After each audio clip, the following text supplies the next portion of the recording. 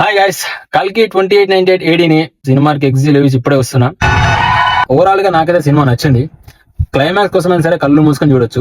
నాకు తెలిసి ఈ రేంజ్ క్లైమాక్స్ ని we have never seen in Indian movie before. అక్కడ బ్యాక్గ్రౌండ్ స్కోర్ కూడా సూపర్ ఉన్నది. విజువల్లీ సినిమా బాగుంది. యాక్టర్స్ పర్ఫార్మెన్స్ కూడా బాగున్నాయి. అశ్వత్థామ క్యారెక్టర్ సూపర్ ఉంటుంది. చాలా లేట్ ఇంట్రొడ్యూస్ అవుతుంది కానీ చాలా powerful character. Amitabh Bachchan super చేసిండ్రు. ప్రభాస్ క్యారెక్టర్ కూడా చాలా బాగుంటుంది. చాలా ఫన్నీ ఉంటుంది. చాలా రోజుల తర్వాత కొంచెం కామిక్ టచ్ ఉన్న క్యారెక్టర్ చేసిండ్రు. చాలా మందికి ఫస్ట్ హాఫ్ కొంత స్లో అనిపించచ్చు. నాకైతే పెద్దగా ప్రాబ్లం కూడా అనిపించలేదు. ఎందుకంటే డెఫినెట్ గా కొత్త వరల్డ్ బిల్డ్ చేసిండు నాగేశ్వర కాబట్టి ఆ వరల్డ్ లోకి తీసుకెళ్ళడానికి బేస్ క్రియేట్ అవడానికి కొంత టైం పడుతుంది.